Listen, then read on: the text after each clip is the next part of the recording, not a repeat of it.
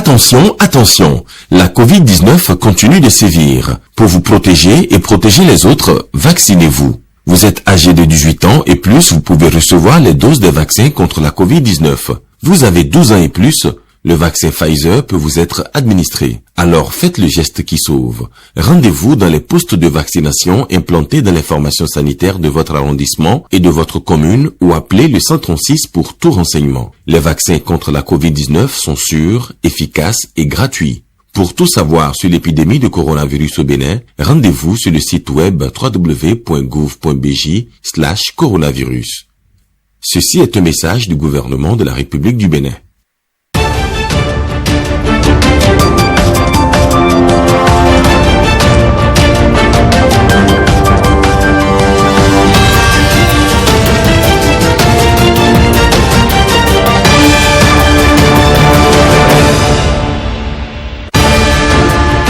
Bonsoir à tous. Dans l'actualité ce soir, la 8e législature s'est bien illustrée au cours de l'année 2021. Elle a assumé son pouvoir législatif en se montrant productif et assuré le contrôle de l'action gouvernementale. Notre regard rétrospectif nous oriente ce soir vers les travaux parlementaires. La lutte contre les violences faites aux filles se renforce au Bénin. Les communes s'impliquent davantage. L'appel à un front de lutte contre le phénomène est lancé.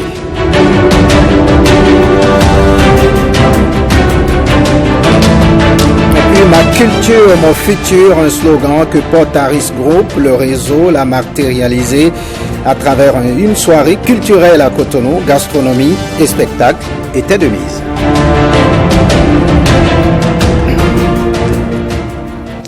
Voilà pour le sommet. Bienvenue si vous nous rejoignez. La ferveur des fêtes du Nouvel An est toujours perceptible. À Kandy, les ateliers de couture, de coiffure et autres avaient été pris d'assaut dans la perspective des préparatifs.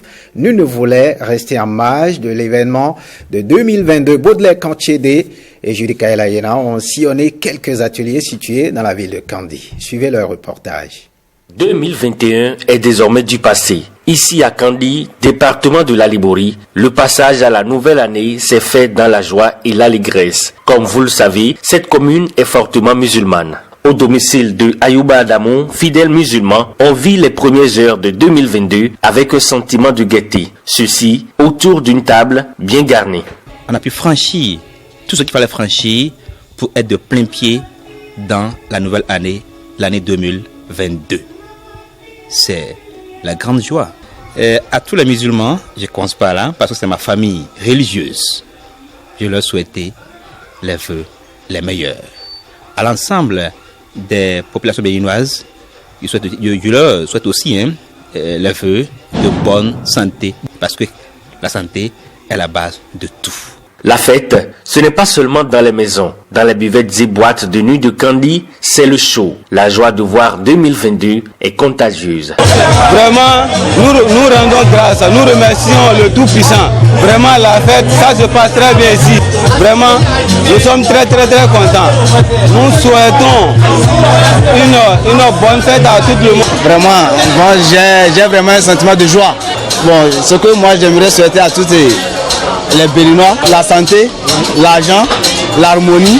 Pendant qu'on célèbre le nouvel an avec faste ailleurs, les artisans, eux, continuent leur veille. Ils tiennent à satisfaire la clientèle. On ne doit pas encore. On doit veiller jusqu'au matin. On a commencé à partir de 15 comme ça, jusqu'au maintenant. On n'a pas reposé. Pour les clientes qui viennent, d'autres demandent le tissage, d'autres c'est crochet, d'autres c'est les bouts pointus. Avec mes apprenantes, on essaie de donner le meilleur de nous-mêmes. Nous remercions Dieu pour l'année 2022. Eh bien, la fête se poursuit partout dans le pays. Et ce ne sont surtout pas Kandy et la Liborie qui resteront en marge de cet accueil chaleureux réservé à l'an 2022. La ferveur qui reste intacte à Kandy, 2022, année de renouveau pour la justice béninoise et mieux, une justice qui se veut désormais efficace, c'est ce qu'indique en substance le président de la Cour suprême, la plus haute juridiction en matière administrative à l'orée de la nouvelle année. Dans ses vœux, Victor Dassi Dosso a souhaité une année de paix à tous les magistrats du Bénin et aux justiciables. On le suit. Je voudrais de prime abord avoir une pieuse pensée pour les déçus de la justice au cours de l'année qui vient de s'achever. Pour tous ceux qui ont dû attendre 20 ans, 15 ans, 10 ans, 5 ans pour voir le juge apporter une solution au litige qu'ils ont porté devant lui. Il s'agit là d'un dysfonctionnement. Le juge se doit de prendre en compte et de façon réaliste tous les enjeux des litiges portés devant lui. Il se doit par conséquent de les solutionner, de les résoudre, d'apporter la solution de droit qui convienne dans des délais raisonnables. Il y a un temps pour la justice et nous n'avons pas le droit d'aller au-delà de ce temps. Nous nous y engageons fermement. Dans cette espérance que je voudrais dire tous nos vœux les meilleurs à tout le peuple béninois, à tous les dirigeants de ce pays, à tous les justiciables. L'année 2022 sera en tout cas une année qui va ancrer la justice béninoise dans la modernité. Continuons donc, chers compatriotes, de faire confiance à la justice béninoise. Une justice indépendante, une justice qui rassure, une justice résolument mise au service du développement socio-économique auquel aspirent si légitimement nos populations. Heureuse année 2022 à tous.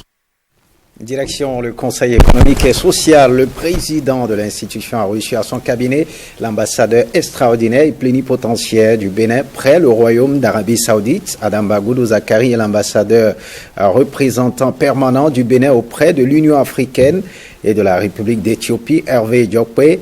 À leur sortie d'audience, ils ont été interrogés par Blaise Adampo et Ramatou Lawadi. Le président du CS m'a fait l'honneur de me recevoir à ma demande. Il s'agissait de lui rendre une visite de courtoisie, prendre ses conseils et examiner avec lui quelques pistes selon son analyse, selon son approche, quelques pistes de la coopération entre le Bénin et l'Arabie Saoudite. Et le président du CS, il a été très attentif à la démarche. Il a marqué un intérêt particulier dans le processus de mise en route et conformément aux us et coutumes inspirés de la Convention de Vienne sur les relations diplomatiques, le nouvel ambassadeur, avant de rejoindre son poste, doit faire le tour des institutions, des personnalités, des présidents des institutions pour recueillir leurs orientations, recueillir leurs conseils avant toute chose. Avant, bien sûr, de recevoir les instructions de la plus haute autorité, le président de la République, le président Patrice Talon. Voilà, c'est ma présence ici devant le président du Conseil économique et social se situe dans ce cadre-là. Il m'a prodigué des conseils précieux dont je m'en réjouis d'ailleurs parce que ces conseils viennent d'un homme qui sait de quoi il parle parce qu'il connaît bien la région, il connaît l'Union africaine. Voilà le nouvel ambassadeur du Bénin près la République démocratique fédérale d'Éthiopie au cabinet du président de la Cour constitutionnelle, Hervé Diokpe, est allé s'entretenir avec Joseph Diokbeno sur les orientations à donner à sa mission. On l'écoute au micro de Estelle Pazou et Françoise Issois à sa sortie d'audience. Avant ma mise en route, il est de bon temps que je vienne recueillir les orientations du président de la Cour constitutionnelle, recueillir ses conseils. Il a insisté sur la nécessité d'assurer le rayonnement du Bénin au sein de l'Union africaine, à Addis Abeba, qui constitue la capitale de la diplomatie africaine. Vous savez, le Bénin se transforme, tout le monde nous envie, tout le monde veut connaître le Bénin, et il faut une représentation là-bas, et la représentation qui sera là-bas doit être assez forte pour porter ce message, faire connaître davantage le Bénin, attirer vers le Bénin les investisseurs. Voilà, direction l'Assemblée nationale. Le président de l'Assemblée nationale a reçu en audience Adamba Goudou Zakari et Hervé Diokpe, respectivement ambassadeurs du Bénin près le Royaume d'Arabie Saoudite et ambassadeur du Bénin près la République démocratique fédérale d'Éthiopie, À leur sortie d'audience, Louis Vlavono a également rencontré le comité d'organisation de la fête identitaire Wemehwe. Firmin Bassao nous en dit plus, regardez.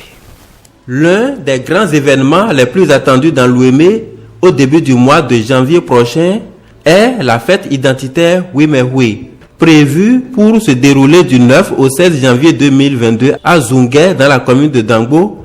Elle donne l'occasion aux populations de l'ère culturelle Ouémé de mettre en valeur leur origine à travers les arts et la culture et contribuer de manière solidaire au développement de la région.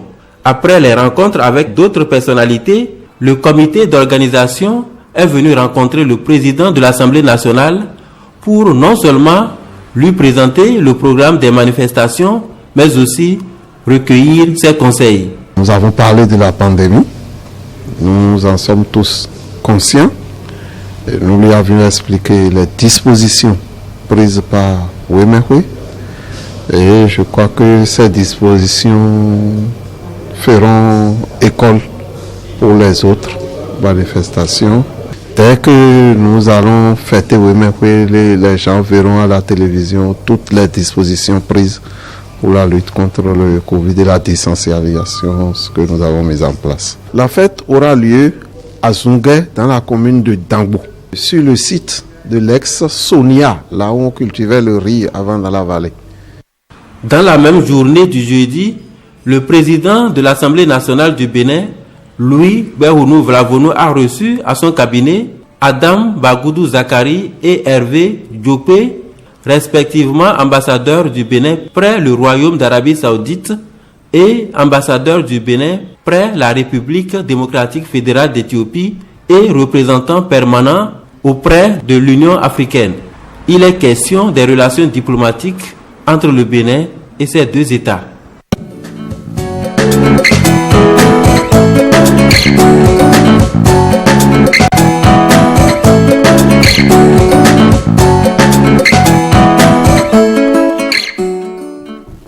Passons à présent à notre dossier de ce soir. C'est l'une des institutions de contre-pouvoir inscrites dans la Constitution du Bénin, l'Assemblée nationale. Depuis 2019, la 8e législature, dirigée par Louis Béhounou Vlavono, se montre très productive dans ses prérogatives. C'est ce que nous allons voir dans le magazine Retro qui va suivre les travaux parlementaires en 2021. Une réalisation signée Firmin Bassao.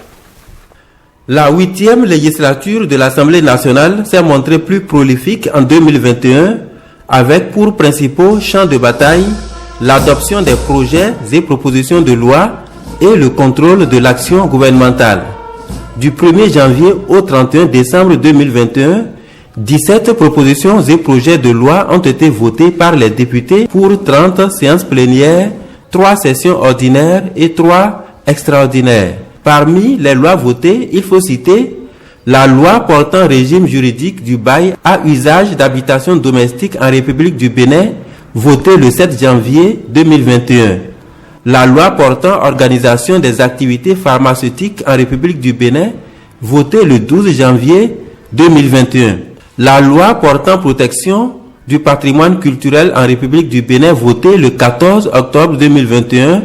La loi portant code de l'administration territoriale votée le 21 octobre 2021 et à la même date, la loi modificative portant code des personnes et de la famille et la loi portant mesures spéciales de répression des infractions commises à raison du sexe et de protection de la femme en République du Bénin, votée le 20 octobre et à la même date, l'Assemblée nationale adopte une des lois les plus contestées ayant créé la polémique au sein de l'opinion nationale et internationale. Il s'agit de la loi portant modification de la loi numéro 2003-04 du 3 mars 2003 relative à la santé sexuelle et à la reproduction. Les dispositions nouvelles sont venues élargir quelque peu ces circonstances, mais ne les ont pas instituées. En termes simples, le Parlement béninois ne vient pas de légaliser la pratique de l'avortement, c'est non.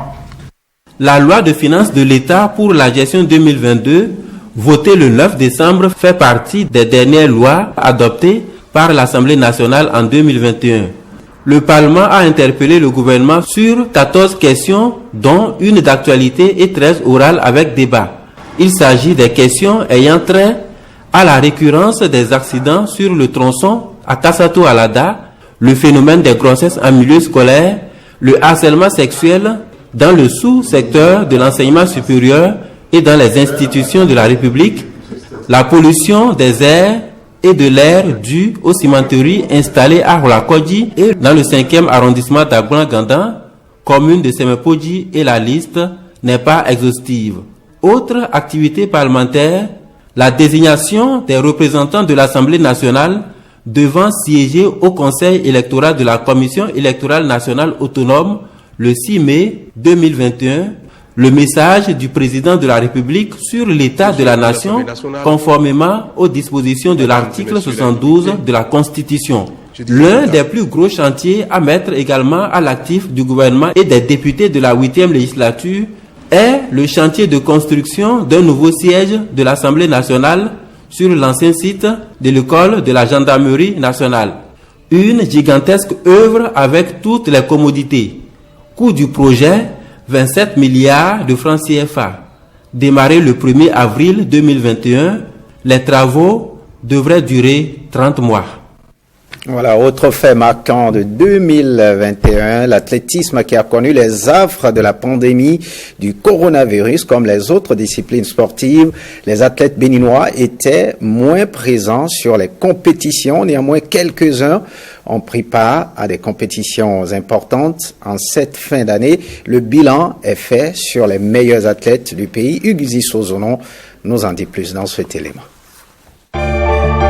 La vilaine crise sanitaire liée à la Covid-19 a eu un impact énorme sur la participation des athlètes béninois aux différentes compétitions internationales.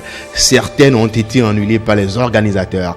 Malgré le faible taux de participation à quelques compétitions d'athlétisme, les athlètes béninois se sont signalés grâce à des performances individuelles non moins négligeables. Par exemple, au dernier JO, Didier Kiki a établi son record personnel de 10 secondes 69 centièmes sur le 100 mètres lors des préliminaires.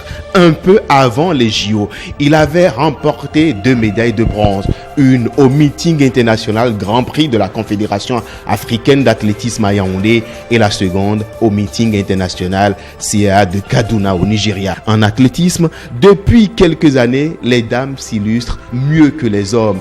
Il y a de nouveaux visages comme Patricia Ahomako et Béatrice Midomidi, 2 athlètes qui sont au Togo pour améliorer leur pratique de l'athlétisme. À Kaduna en 2021, Patricia a réussi à remporter une médaille de bronze.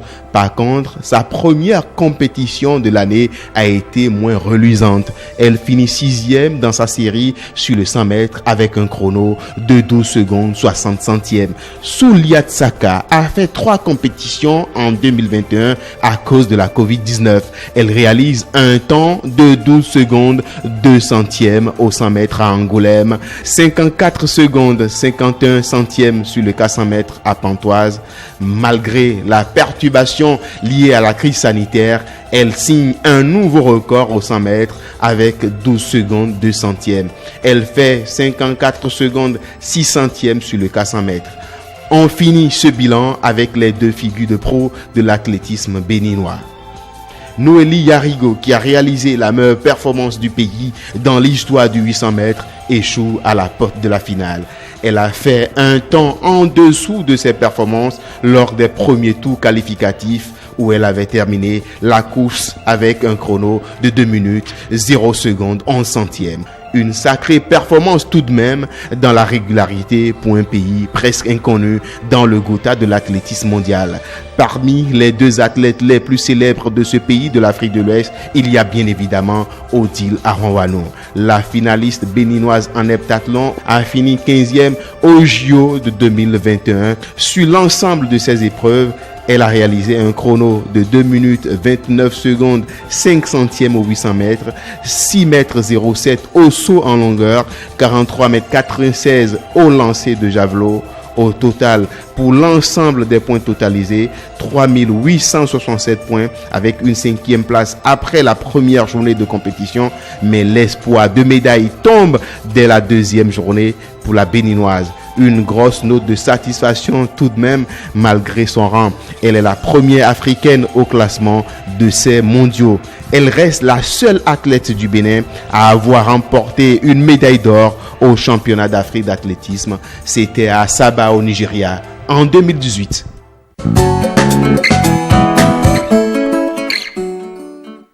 Voyons à présent ces échanges entre le maire de Pobé et ses administrés.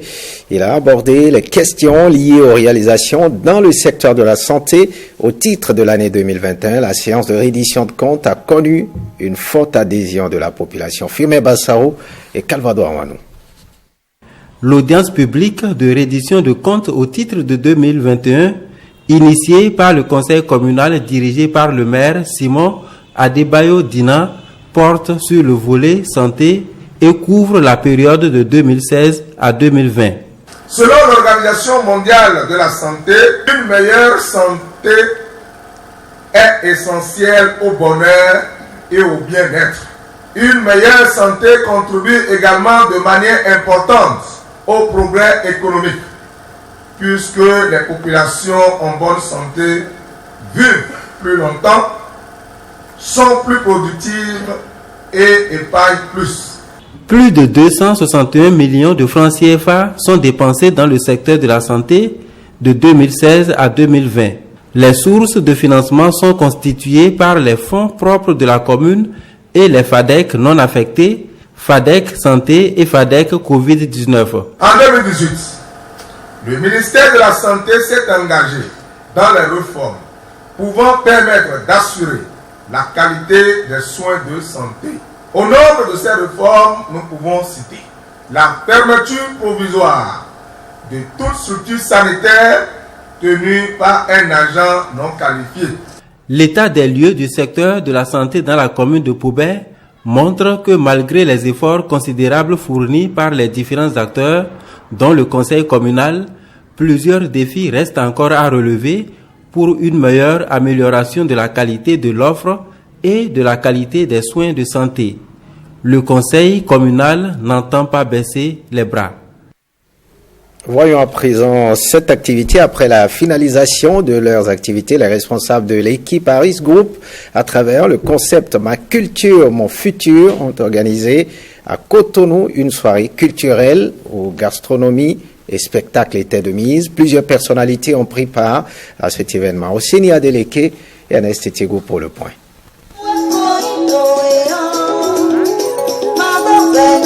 Une soirée culturelle riche en couleurs. Nous sommes ici à l'espace Ilewa, acteurs culturels, fans de la culture béninoise.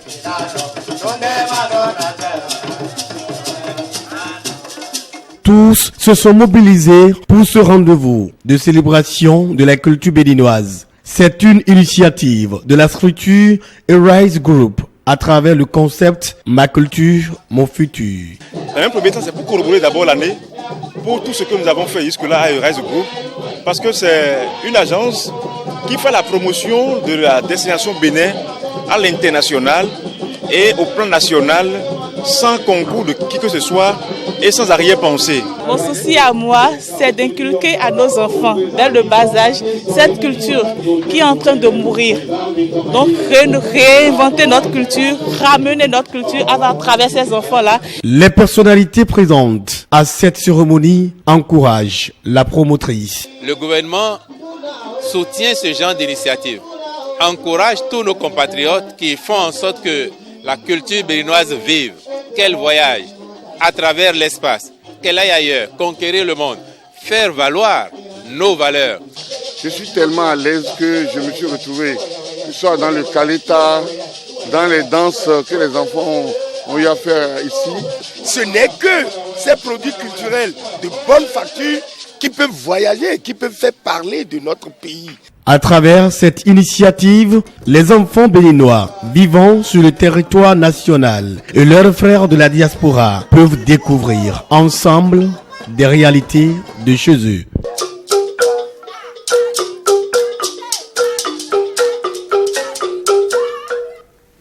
Et on parle de ce défi pour la culture du riz. L'agroécologie appliquée au riz reste une préoccupation pour les acteurs de cette filière. Le cadre régional de concertation des organisations de producteurs de riz de l'Afrique de l'Ouest et le réseau ouest-africain des organisations paysannes et des producteurs agricoles se sont retrouvés dans une ferme à Djong. Ils ont échangé sur les questions en présence du ministre de l'Agriculture, Firmin Bassao, et Calvado Awanou. Échange à bâton rompu à la ferme École Saint-Pascal, sise à Kakanichoe, dans la commune d'Adjohou, sur les enjeux de la production du riz. Comment produire de façon durable le riz dans l'espace de Ao sans utiliser les produits chimiques de synthèse? C'est le défi que se sont lancés les acteurs de la filière riz venus de l'Afrique de l'Ouest et du Bénin à travers ces journées d'échange. Les besoins de l'Afrique de l'Ouest en riz sont loin d'être comblés. Et la sous-région reste toujours fortement dépendante des importations de riz qui se font de façon démesurée, créant ainsi une concurrence déloyale à l'écoulement des riz nationaux. La riziculture en Afrique de l'Ouest est en effet confrontée à de nombreux défis dont le principal reste les effets néfastes des changements climatiques. Face à une telle réalité, le besoin en technologie innovante agroécologique s'impose à tous. Si vous produisez le riz et après chaque fois la monoculture de riz, vous allez encore détruire l'écosystème. Si vous mettez les mêmes types d'engrais et au même moment, nous allons dégrader l'environnement. Mais nous ne pouvons plus produire le riz sans engrais, même si nous pratiquons une certaine rotation. Mais dans cette rotation, c'est comment faire pour retourner au moins à la terre